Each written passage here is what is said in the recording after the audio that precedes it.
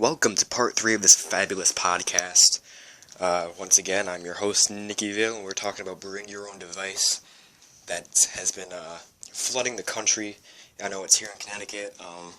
I've heard so many stories. I've experienced it in my schooling career.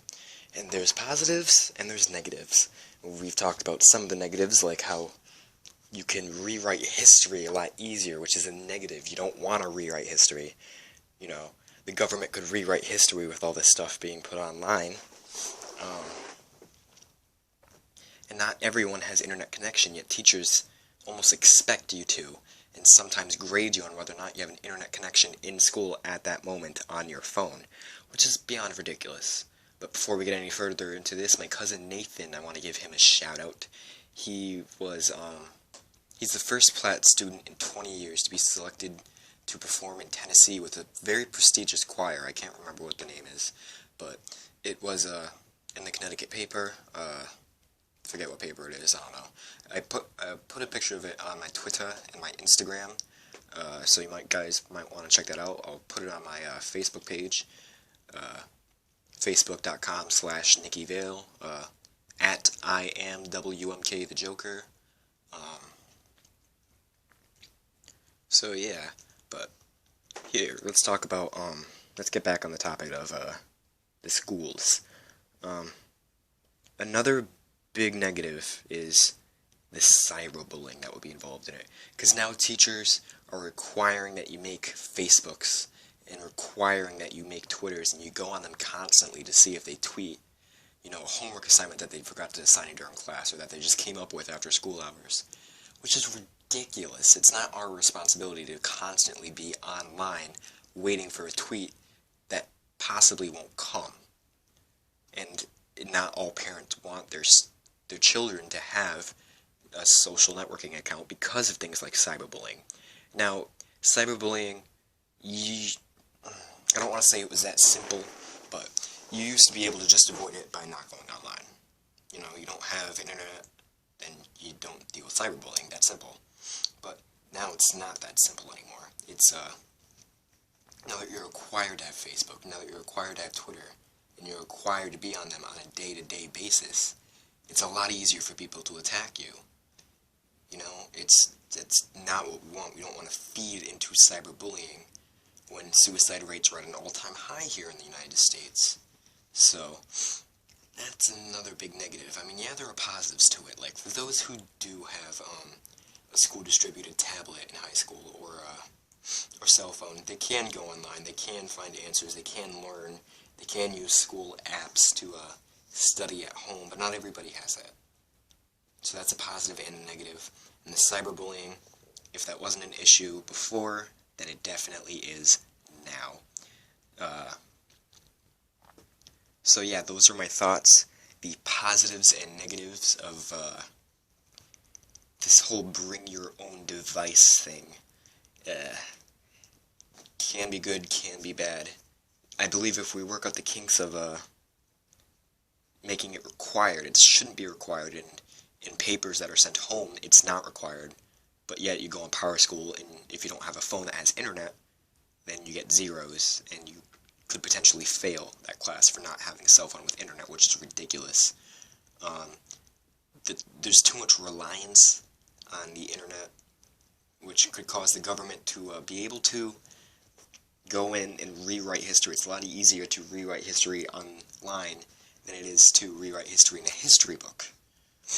And we don't want to rewrite history because there are things that Americans have done that aren't the best, that I don't agree with, that I wouldn't have been a part of. And same with other countries. And this whole BYOD thing, you could rewrite history to make yourselves look better, but then we're not learning what truly happened in the past, and we're not learning from our mistakes to prevent history from repeating itself. And the cyberbullying, man, the cyberbullying is definitely not a positive, and now that you're being forced to make Facebooks, Twitters, things of that nature, and follow your teachers, and follow your fellow students, it's a lot easier to cyberbully. You know what I'm saying? So, that's definitely a big negative that needs to be worked out. Because teachers, they're not allowed, I'm putting quotation marks around that, allowed to follow you back. So unless they stalk each and every one of their 200, 300 students, then they won't know if one of their students is being cyberbullied or cyberbullying another student. Plus, let's be honest, this whole text talk with the U spelled with a legitimate U instead of Y-O-U and that kind of stuff, that's hard to read. So teachers may not even understand what the heck is being written on Twitter and Facebook and things like that, so I know I can't half the time. But it's just, that's a big negative. So those are some negatives. The positives are that we can, if we are privileged enough to have the internet connection, we can learn a lot better. It is a lot easier to learn, especially at home, a lot easier to do your homework and get passing grades, but it shouldn't be a requirement. Blech. That's what I have to say to school. Blech. Thank you all for listening to this fantabulous podcast. We had an amazing podcast with Lyrica Parker. That was in the episode before, talking about music and talking about so much other stuff. It was a great podcast, definitely the weirdest thing I have ever been a part of, but it was fun. Hopefully soon I'm going to get my friend AJ Ramirez onto this podcast, and we could talk about pro wrestling.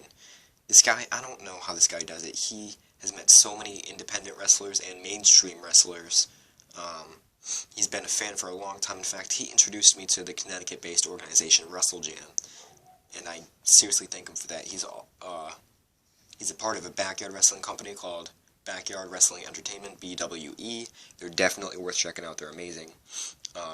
Such great insight, such knowledge that a normal fan wouldn't be able to have. And is the internet wrestling community, legitimate? Like, do the things they post, are they real?